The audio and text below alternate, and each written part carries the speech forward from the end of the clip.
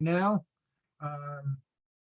Because not everyone is able to make it tonight. I got a couple of people to mention that as well. So I just want to make sure that anyone that is unable to attend tonight is able to go through the recording at a later time as we head into the weekend. So just to make sure that we're on the same page, a couple of things that I want to discuss. And if at any point, please make sure that's clear as well. If at any point something is not clear, just use the chat. And then if need be, we can always unmute and ask questions. I do my best to explain things properly, but I also know that sometimes I may explain things having additional knowledge, so to speak. I think they call it the curse of knowledge, and to you it may not be clear. There's no such thing as a a silly question, I would say. I just want to make sure that you guys are properly prepared. So just talk briefly about the learning objectives for the Unite Rec program. What do we focus on? It's very helpful to know that. Also going into the games on Sunday. We'll talk through the program setup between the Saturday training and the Sunday games, and obviously how you as a volunteer can be helpful. Now, this is what I'm going to do. I am going to share a link with you via the chat.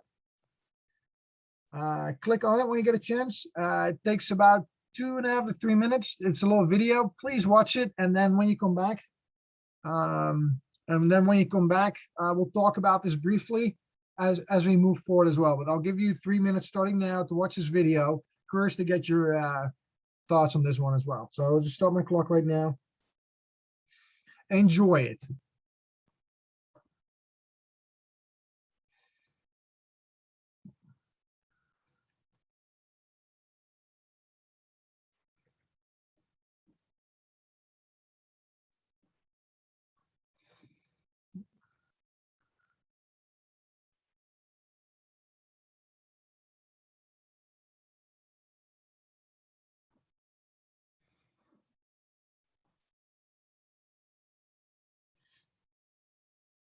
All right, so given that that this video is about 3 minutes long, you should have had a chance to watch it now. So curious to get your thoughts on the video that I shared with you. So if anyone wants to unmute and just share her thoughts with the rest, I would welcome them.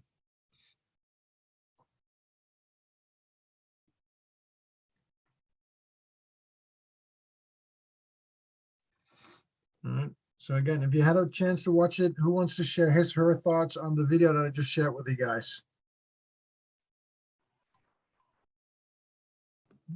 Well, obviously there's a right way and a wrong way.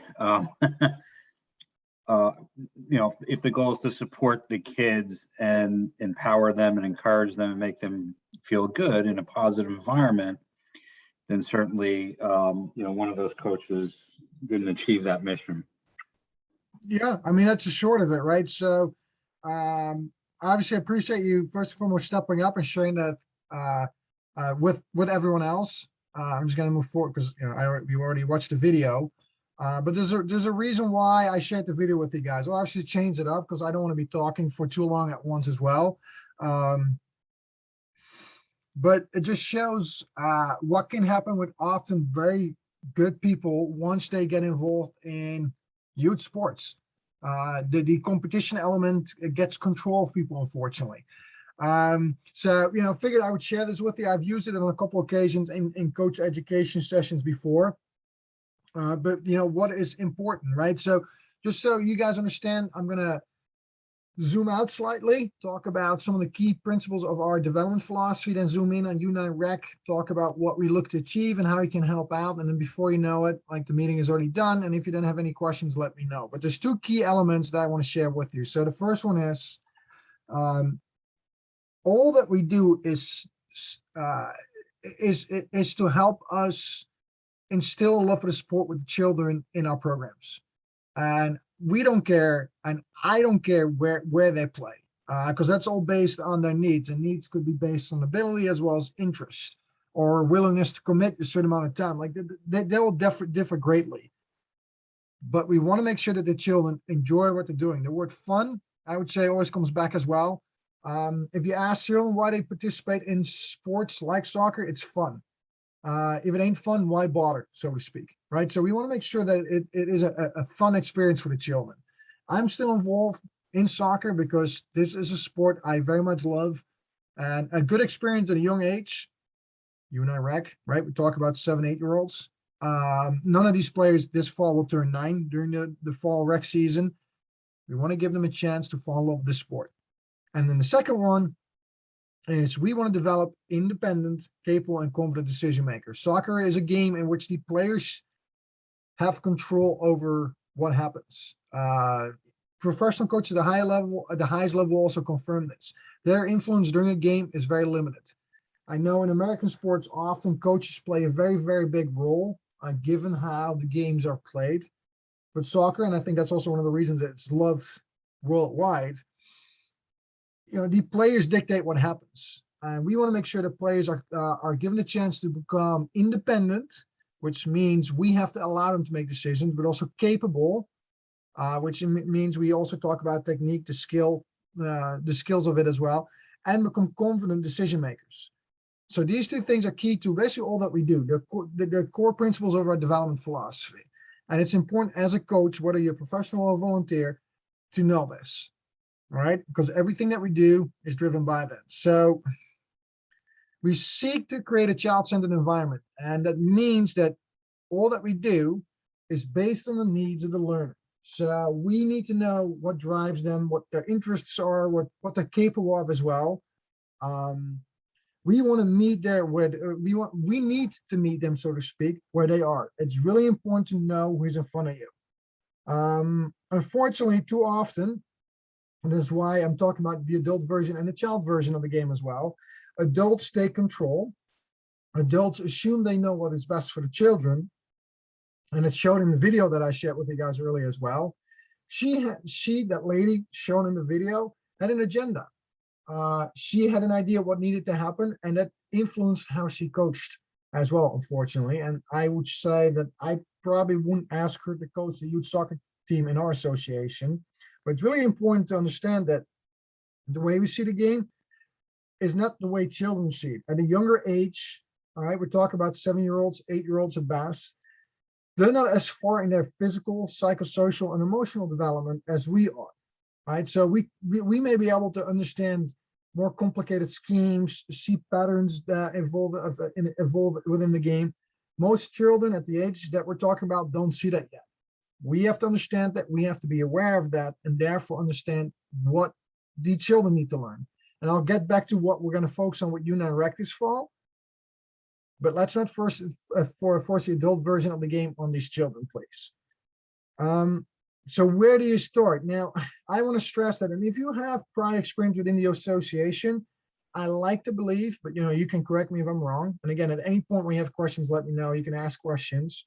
But how do you build a house? I think that's a good way of saying it, right? You build a foundation, then you start building up the walls till you get to the roof. But over time, you add layers, you add bricks, etc., to build your house. But you got to start somewhere. The same applies to the development of a child. And whether it is about developing their ability as a soccer player and their understanding of the game, to teach them the basic principles of math. And as you go along, it becomes more complicated. But it's one bite at a time, one thing at a time. I also like to live by the model, less is more. Right? So we're narrowing our focus to have a greater impact, to allow the children an opportunity to develop at a pace that suits them, without overcomplicated things as well. So that's also really important to note. So therefore, the learning objectives at U9, right, and our training is also based on these learning objectives, right, are age appropriate. We want to make sure that the content suits them, again, based on who's in front of us, right? And I mentioned this before, but less is more. It sounds counterintuitive, but if you start to focus on too many things at once, you talk about too many different things to these children, they're not going to be able to remember what you talked about, let alone comprehend the principles that you're talking about. So coming back to the same principles over a longer period of time will, in the long run, have a greater effect. So the first thing that we want to focus on, and again, you got to understand this, these kids, unfortunately, also because of how things evolved, have barely played any, for lack of a better word, real soccer. I mean, you come out of U7, U8, most of what you do is 4v4. You may go through the U8 Academy, It doesn't apply to everyone, but you may have done some 7-a-side. In general, most of these kids haven't played too much soccer yet in the format that we're using at U9. So going up and down the field is something they'll probably get used to quite quickly. But to be very effective, it's not just from one end to the other. You also want to utilize the width of the field. Utilizing the width of the field effectively will allow you to open up the opponent a little more effectively as well. So obviously you want to go from one end to the other, from your goal to the opposing goal. But there's opponents between you and the opposing goal, so you got to find a way around them. So a lot of what we're going to focus on is how to utilize the width of the field, because sometimes playing a ball from side to side can open up an opponent, right? And this is a concept that in other sports will also come back. For example, basketball, I think moving the basketball around, sometimes dribbling through, but utilizing the width of the court can open up passing lanes, openings to effectively go forwards. So that's one. I just mentioned this, but by pulling the opponent apart, we may also create openings to go forwards, openings to eventually dribble up the field, openings to take a shot on goal. But we have to create, the shape, so to speak, right? Without us doing so, and again, that goes back to utilizing the width, we're not going to create openings. A lot of what we're going to talk about in the training on Saturdays is, hey, do you see an opening? What if you don't see an opening? How can you create the opening? What do you need to do on the ball? What do you need to do off the ball? Right, a lot of it will be done, and I do want to stress that as well, in small-sided games. And we're going to start very simple, from 1v1, 2v1 to 3v2 to maybe 4v3 or 4v2, depending on the needs of the players in each and every respective team. We're going to talk a lot about how can we create openings so we eventually can go forwards. This will also, and these three things are all tied together. If we don't utilize the width, if the shape isn't good, I do want to stress that we're not going to create openings. If we don't create openings, it will be really hard to make good decisions. Often we tell the player on the ball what to do, or we tell him or her what he or she did wrong. But more often the breakdown is not with the player on the ball that makes the decision, but what happens on, like, near him or her, so to speak, if that makes sense, right? And then obviously we do want to allow them to become more capable and confident on the ball within the context of the game. So these are and this seems like not a lot, but trust me, we have, 7 weeks of training and then 7 weeks of gameplay as well, if I'm not mistaken, for U9 Rec. This is a lot to take in, and by no means will any of these players probably be a master by the end. Having a full understanding of the concept of width, how to create an opening, how that then impacts your decisions. Nor will any of the players, I believe, at the end be super confident and capable on the ball, but at least they will continue to improve. So I hope that came out right, because we just want to help them grow and become better soccer players while enjoying the game. Right, so these are the learning objectives, and our training that is going to be done by very capable professional coaches. Some of our most experienced coaches will be helping out in U9 Rec on Saturdays coming fall as well. This is what our training is based upon. We will also talk about the basic rules of play. We're not going to line up kids across from each other and talk about the throw-in and how to throw the ball in. I do want to stress that as well. But if we say do like a 4v4, 5v5 game at the end, or whatever number of players show up for training, we can utilize these rules of play as well.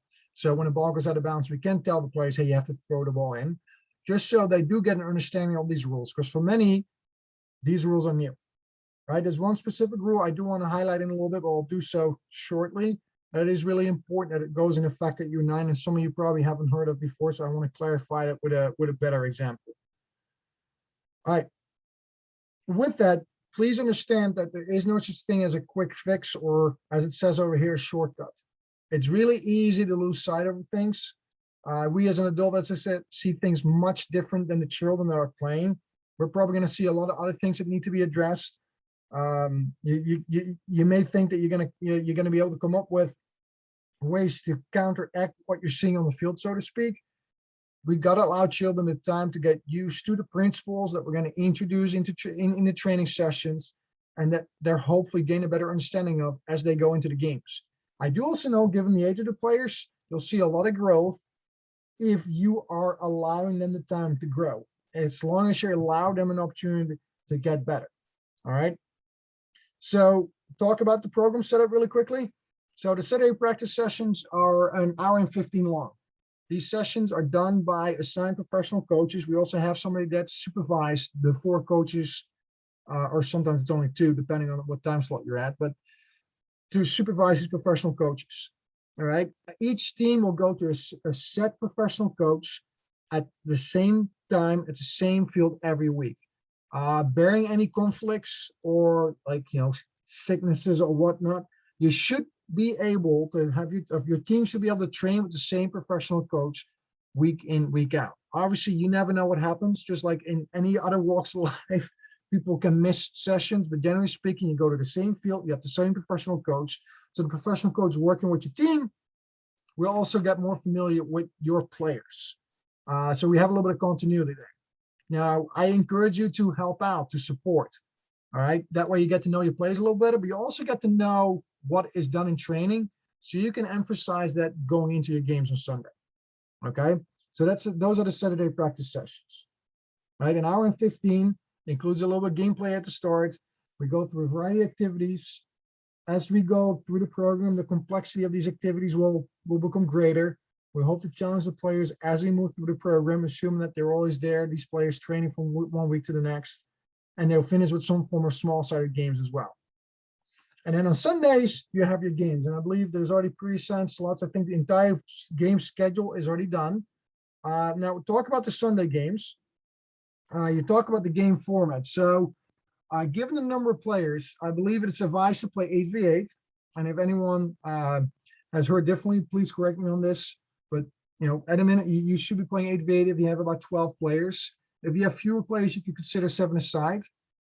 What I'll do in a little bit, I'll show you, I would say, a recommended setup for your players as you go into these games as well. So you're well prepared. Just hang tight, okay? Offside is one of the rules that will become a part of the game as well. I'll touch on it in a little bit. I'm also going to touch on the build-up line shortly, but what I'm going to do first, all right, so I'm going to talk about all the rules of play. They're all part of it. First, what I'm going to do, and bear with me really quick, I'm just going to stop sharing this. I'm just going to open up another program really quick.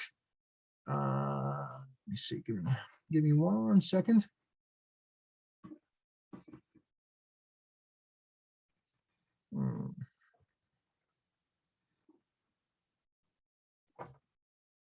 All right, I just want to give you an idea of what's set up to use as you go into the games with your players, so you can prepare yourself accordingly. Because there's a variety of different setups that you can use. Some are more effective than others. No system of play is perfect. I do want to stress that as well. So bear with me. So this is a program that I use. So assume that you're going to play 8v8. All right. So you play with one keeper, and we're going to go from the bottom goal up the field. Right now, ideally, you get a system in which you are able to connect passes with one another on an angle, so to speak. You don't want players to be in a straight line. So I recommend, right, to play with, and as I said, there's a variety of possibilities, but my preferred system for 8v8. All right. Okay. I hope you can all see this. All right. Yeah, there we go. All right, so now we have 8 players on the field, 7 field players and a goalkeeper. So I play with 3 defenders, 1 more withdrawn center midfielder, a left winger, a right winger, and a center forward. And as the game progresses, all right, all the players are always able to support each other in an angle. You can create triangles and diamonds across the field. Right? I would say I would prefer this system over most of the systems possible. Does anyone have any questions about what I just put out here? Any comments, concerns as we go through this? Anyone, any questions?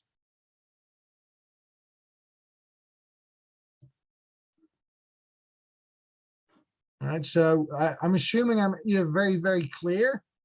So So an other alternative could be, and again, you talk about, making sure that there's always support in the right angle and such.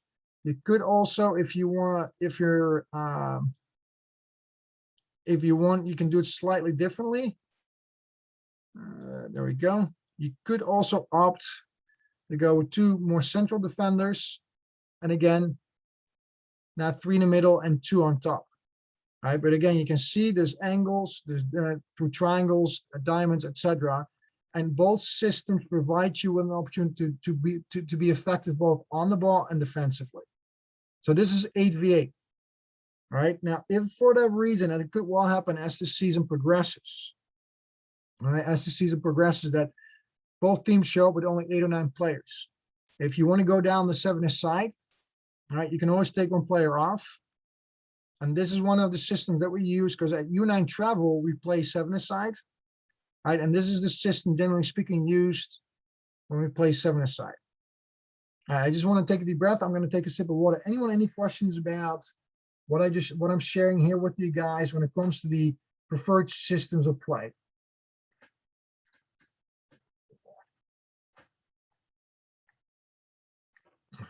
So either I'm very, very clear or Yeah, and just a quick question. If you run into a situation, I've already gotten some emails regarding scheduling conflicts where you're down to like 6 players or something.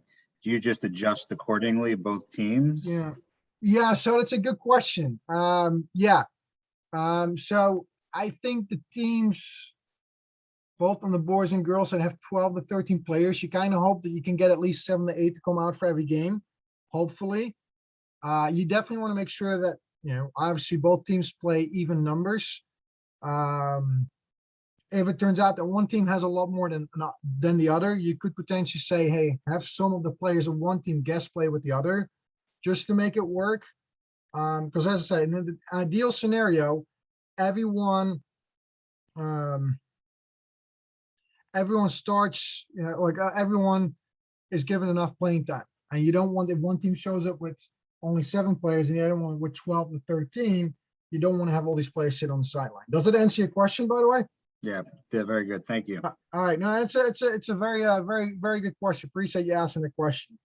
Anyone else, any questions about what I just shared with you when it comes to, systems of play to use? Okay. And the last little bit, all right, I mentioned the build-out line. So I know a few of you may have had children go through the U8 Academy last spring. So you may have heard of this phenomenon before. Nowadays at U9 and U10, we use something that is called the build-out line, which was instituted a couple of years ago. So if you look at the screen right now, I'm sharing with you the recommended field size for the field setup, so to speak, for a 7-a-side 8v8 game. Now, I'm sure you guys have all seen a normal field of play set up for 7-a-side, 9v9, whatever it may be. But now at U9 and U10, we also include something what is called the build-up line. And a build-up line on either side, right, effectively divides the field in thirds. Right, so now just imagine, and I just want to be clear on that we're defending the goal on the left side. Okay, when our keeper has the ball on either a goal kick, or he or she made a save and has the ball in his or her hands, the opposing line, the opposing team needs to withdraw behind the build-out line, this blue line. Okay, they cannot get back on this side of the line. So right now they're on the right side of this blue line. Okay, if that makes sense. They cannot get back out on the field or attack the ball till the ball is back in play. So on a goal kick, that could mean the ball is played from the keeper to defender. Now the ball is live. Now these opponents are allowed to attack again. Now, why has this been instituted? US Soccer found across the country that too many teams weren't encouraged to build from the back. A lot of it had become very direct because teams weren't given the necessary time and space to build out of the back effectively. And to create good habits, they instituted the build-out line. So again, one more time. All right, we're playing from left. So this goal to the right, when our goalkeeper has the ball, whether that's on a goal kick or he or she saved the ball and has the ball in his or her hands, you know how to punt. All right. The opponent has to withdraw behind the build-out line, which is the build-out line here. Okay. And when the ball is back in play, as in the goalkeeper plays the ball, rolls the ball to one of his or her teammates, the ball is live, and now the defenders can step up again. Okay. Anyone, any questions about the build-up line as I explained it now? Because again, from my perspective, it makes sense. I'm very used to it. If you're new to this, obviously I want to make sure that you're clear on the concept of the build-up line. And I assume there's just going to be a line on the field, like cones or something on the sidelines. Yeah, so we fortunately line those fields ourselves, and I'll follow up with the person that lines those fields to make sure there's build-up lines on there. Yes, very good question. And just to be clear, that you have to go behind the build-out line both when there's a goal kick and when a goalie makes a save. Yeah, so when the goalkeeper makes a save and has the ball in his or her hands, if the ball is still live, then you don't have to, if that makes sense. Okay. So yes, in that scenario, drop behind the build-out line indeed. And this is something that, you know, eventually will also be addressed in training. It may not be the first week, just as everyone, just so everyone is aware. But we're also going to talk about this in training and explain the concept to the players, as well as show them how they can effectively play the ball out using, well utilizing the build-out line as well. Now, one other thing I need to add, and I don't want to confuse you anymore, the build-out line still serves another purpose as well nowadays at U9.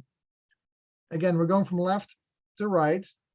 Now, in a normal game, for what it's worth, the halfway line also serves as the marker from where offside has been called. However, at U9 and U10, because of the build-out line, you cannot be offside in the first 2/3 of the field. Right? Again, moving my mouse around, hopefully you can see it. All right? The team defending the goal on the left side can only be caught offside between the build-out line on the opposite end of the field and the opposing goal.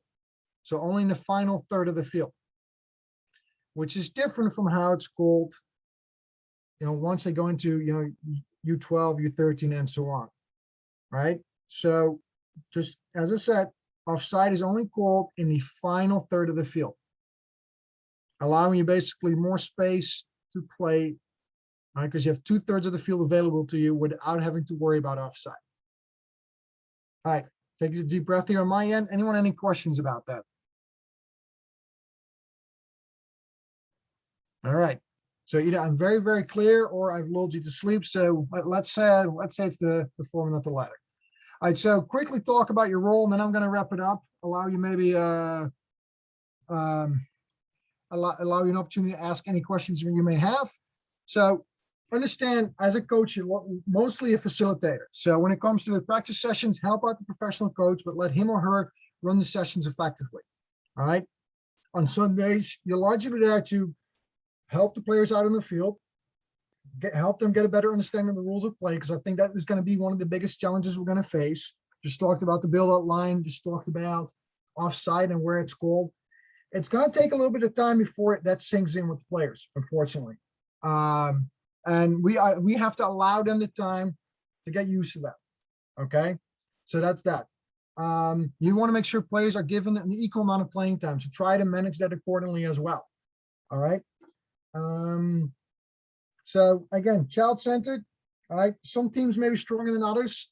That has nothing to do with necessarily how teams are trained or even coached. It's just within a rec program, children are divided in a certain way, as you can understand. And some teams will probably be stronger than others. If you do find that one team is much better than the other, try to manipulate things accordingly. Like if one girl or one boy has scored a lot of goals, maybe put him or her in the goal for the second half, for example, to balance things a little bit. Just be mindful of that. We don't care about the results. We don't keep track of the results of these games. It's all about giving these kids an opportunity to play. And for some of them, they still may aspire to eventually making a travel program. Others are just doing it for fun. and they enjoy being out in the rec program with their friends, whatever it may be, just understand that, right? It's process driven. We don't care about the wins. You're not judged on wins or losses as well. All right.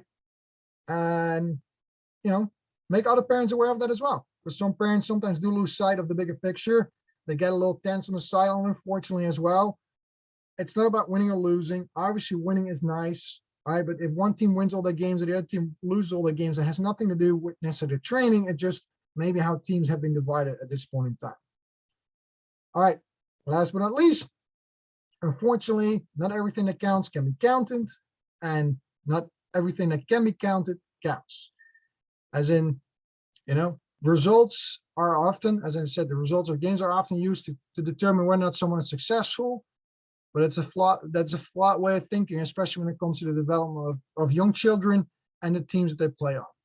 All right, anyone, any questions that I can help you with right now before we wrap things up?